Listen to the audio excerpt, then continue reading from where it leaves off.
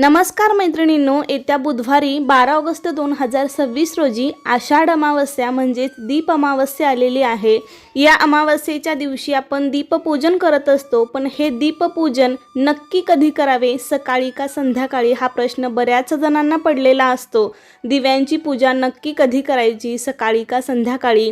त्याचबरोबर या दिवशी मोठ्या प्रमाणावर मांसाहार केला जातो, तर या दिवशी मांसाहार करणं कितपत योग्य आहे, मांसाहार करावा का, कोणत्या नियमांचे पालन करावे, अशा अनेक प्रश्नांची उत्तरे तुम्हाला या व्हिडिओमध्ये मिळतील।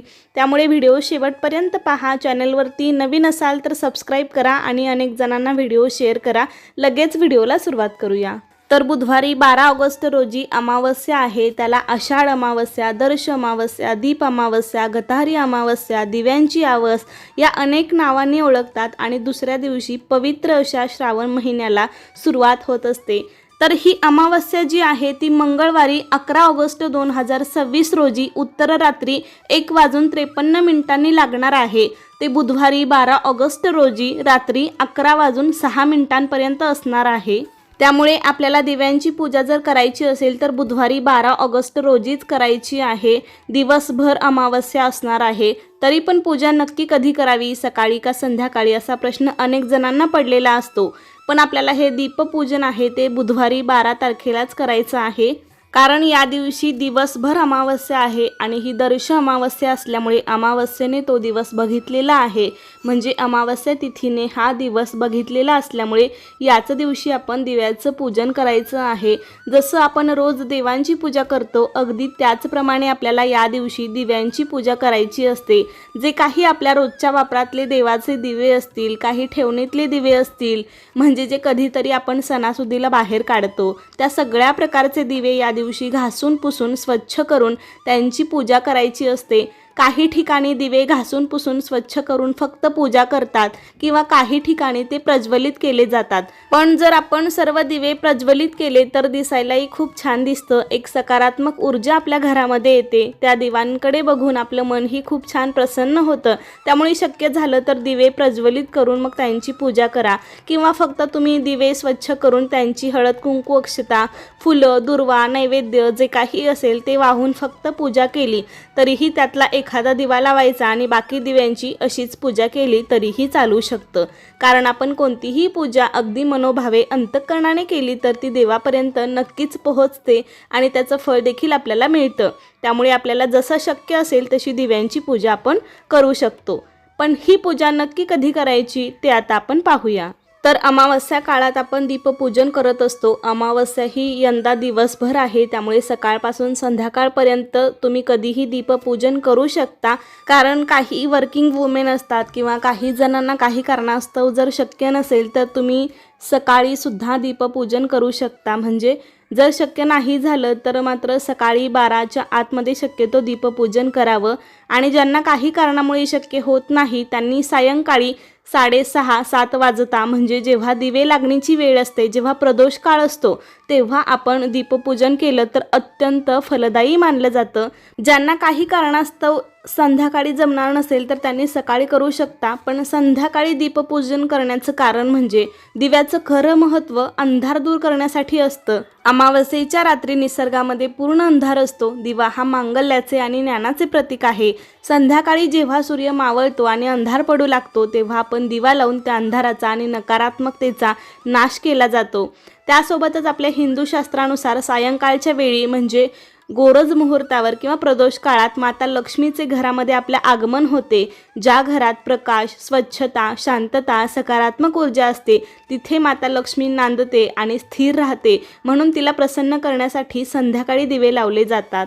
संध्याकाळनंतर आणि रात्रीच्या वेळी नकारात्मक किंवा अनिष्ट शक्ती अधिक सक्रिय होतात। दिव्याची ज्योत आणि त्यातून निघणारी सकारात्मक कंपनं या शक्तींना घरापासून दूर ठेवतात आणि कुटुंबाचे रक्षण करतात। आपण वर्षभर देवापुढे, तुळशीपुढे आणि घरात जे दिवे लावतो त्याच्याबद्दल कृतज्ञता व्यक्त करण्याचा हा एक दिवस असतो। संध्याकाळी सर्व दिवे एकत्र करून तेल, तूप आणि वात घालून ते प्रज्वलित केल्याने घरातील वातावरण सुद्धा अत्यंत पवित्र बनते आणि दिव्यांचं खरं महत्त्व हे आपल्याला अंधारामध्येच कळतं. अंधाराचा नाश करून दिवा आपल्याला भरपूर प्रकाश देतो. त्यामुळे या दिवशी सायंकाळी सूर्यास्तानंतरच्या प्रदोष काळातच दीपपूजन करणे सर्वात उत्तम आणि फलदायी मानले जाते. तुम्ही आता सकाळीच सर्व दिवे गोळा करून स्वच्छ घासून पुसून अगदी दिव्यांची मांडणी सुद्धा करू शकता आणि सायंकाळी फक्त हळदी कुंकू अक्षता फुलं जे काही वाहून नैवेद्य दाखवून दिवे प्रज्वलित करून त्यांची पूजा केली तरीही चालू शकतं. सकाळी मांडणी करून संध्याकाळी पूजा केली तरीही चालेल. दिव्याचं महत्त्व तर आपण सांगितलं, पण अजून एक महत्त्व म्हणजे कोणतीही पूजा दिव्याशिवाय अपूर्ण असते. अगदी रोजची देवपूजा असो, आपण सर्वात आधी दिवा लावतो आणि मग देवाची पूजा करतो. किंवा आपल्याला इतर कुठलीही दुसरी पूजा मांडायची असेल तर आपण अग्नीच्या साक्षीनेच पुढील पूजेला सुरुवात करतो. त्यामुळे पूजेमध्ये दिव्याचे स्थान खूप मोठं आहे. त्याचबरोबर पितृदोष कमी होण्यासाठी, मुलांना शिक्षणामध्ये करिअरमध्ये यशस्वी होण्यासाठी, आर्थिक समस्यांचे निवारण होण्यासाठी दीप अमावस्येला दीपपूजन नक्की करावं. त्यामुळे शक्य झालं तर या दिवशी घरातील सगळ्या व्यक्तींनी मिळून त्या दिव्याचे पूजन करा, दिव्याला नमस्कार करा, श्लोक म्हणा. लहान मुले बाळे असतील त्यांनासुद्धा आपल्याबरोबर घ्या, म्हणजे त्यांनासुद्धा त्या दिव्याचे महत्त्व समजेल. कारण कालांतराने आपण अनेक नवीन नवीन गोष्टी शिकत जरी असलो तरीसुद्धा आपण आपली संस्कृतीसुद्धा जपणं खूप महत्त्वाचं आहे. त्यामुळे सर्वांनी आपण या दिवशी दीपपूजन अवश्य करावं. आता ही जी आषाढ अमावस्या आहे किंवा दीप अमावस्या आहे, याला बऱ्याच नावांनी ओळखलं जातं, ते मी तुम्हाला मगाशी सांगितलं. पण अनेक जण गटारी अमावस्या या नावाने सुद्धा ओळखतात. खरं तर गटारी हा शब्दच मुळी चुकीचा आहे. त्यामुळे गटारी असा उल्लेख चुकूनही करू नका, कारण तो गटारी नसून गतहारी असा आहे. पण बरेच मंडळी काय करतात, अमावस्येनंतर श्रावण महिना लागणार आहे त्यामुळे या दिवशी मोठ्या प्रमाणावर मांसाहार करतात. पण खरं तर या दिवशी आपण मांसाहार न करता आपली संस्कृती जपली पाहिजे. अमावस्येला आपण लक्ष्मीची पूजा करतो, आपल्या घरामध्ये लक्ष्मी येते आणि अमावस्या ही पितरांची सुद्धा तिथी मानली जाते. आणि आषाढ अमावस्येच्या दिवशी बघा अनेकांच्या घरी पुरणपोळीसुद्धा करतात. आपल्या ग्रामदेवतेला नैवेद्य असतो. साती आसरा या अनेक देवी देवतांना सुद्धा या दिवशी नैवेद्य केला जातो.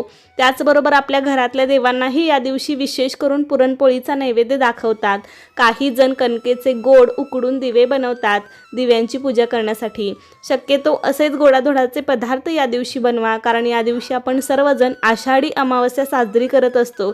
आणि असंही अमावस्येच्या नंतर दुसऱ्या दिवशी पवित्र असा श्रावण महिना सुरू होतो. आणि श्रावण महिना आपण संपूर्ण महिनाभर मांसाहार करत नाही, पण अमावस्येच्याच दिवशी का त्या अगोदरच्या दिवसांमध्ये पण आपण मांसाहार करू शकतो. आषाढ अमावस्या आपण संपूर्ण मांसाहार करू शकतो, पण शक्यतो अमावस्येच्या दिवशी आपण मांसाहार करू नये. उलट आषाढ अमावस्यामध्ये आपण बऱ्याच मोठ्या प्रमाणावर मांसाहार केलेला असेल, म्हणजे जे नॉनव्हेज खातात त्यांनी. त्यामुळे उलट अमावस्येच्या दिवशी आपण खरं तर घराची साफसफाई केली पाहिजे. म्हणजे जे काही आपला गॅस, किचन ओटा, टाईल्स असतील त्या सर्व स्वच्छ केल्या पाहिजेत, कारण इथून पुढे महिनाभर आपण मांसाहार करत नाही, संपूर्ण श्रावण महिनाभर. त्यामुळे आपण अमावस्येच्या दिवशी आपलं जे काही किचन आहे ते स्वच्छ करून उलट गॅसची पूजा करायची आहे. म्हणजे साक्षात आपण माता अन्नपूर्णेची पूजा करतो आहे. कारण श्रावण महिन्यामध्ये आपण भगवान शंकर आणि माता पार्वतीची पूजा तर करतोच, पण माता अन्नपूर्णासुद्धा साक्षात माता पार्वतीचं रूप आहे. त्यामुळे अमावस्येच्या दिवशी किंवा नंतर संपूर्ण श्रावण महिना आपण शक्यतो मांसाहार करू नका. हा महिना तर पवित्र आहेच, पण यामागे शास्त्रीय कारणसुद्धा आहे. हा महिना माशांचा, प्राण्यांचा प्रजननाचा काळ असतो. त्यामुळे या काळात मासेमारी बंद असते. त्यामुळे रोगराई पसरण्याची शक्यतासुद्धा जास्त असते आणि मांसाहार पण पचण्यास जड असल्यामुळे आणि या रोगराईच्या काळामध्ये जर आपण मांसाहार केला तर माणसांना देखील काही आजार होऊ शकतात. तसेच मासे, प्राणी या जीवांचा सुद्धा प्रजननाचा काळ असतो. त्यामुळे विज्ञानाला शास्त्राची जोड देऊन मांसाहारसुद्धा या महिन्यात वर्ज्य केला जातो. त्यामुळे अशा दिवसांमध्ये मांसाहार न करणंच योग्य असतं. त्याचबरोबर श्रावणामध्ये अनेक व्रतवैकल्य केली जातात. देवाची, महादेवाची मनोभावे उपासना केली जाते. यामुळे आपलं मन शुद्ध आणि सात्विक राहावं यासाठी देखील या काळांमध्ये मांसाहार वर्ज्य करतात. त्यामुळे शक्य झालं तर या अमावस्येच्या दिवशी मांसाहार, मद्यपान करू नका, ब्रह्मचर्य पाळा.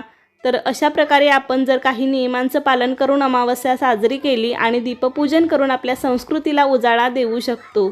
अशा प्रकारे आजच्या व्हिडिओमध्ये आपण मांसाहार करावा का, दीपपूजन नक्की कधी करावे, अशा अनेक प्रश्नांची उत्तरे पाहिली. कसा वाटला तुम्हाला आजचा व्हिडिओ मला नक्की सांगा. आवडला असेल तर लाईक करा, अनेक जणांना हा व्हिडिओ शेअर करा आणि असेच नवनवीन व्हिडिओज पाहण्यासाठी आजच आपल्या अन्वीज मराठी कॉर्नर या चॅनेलला सबस्क्राईब करा. धन्यवाद.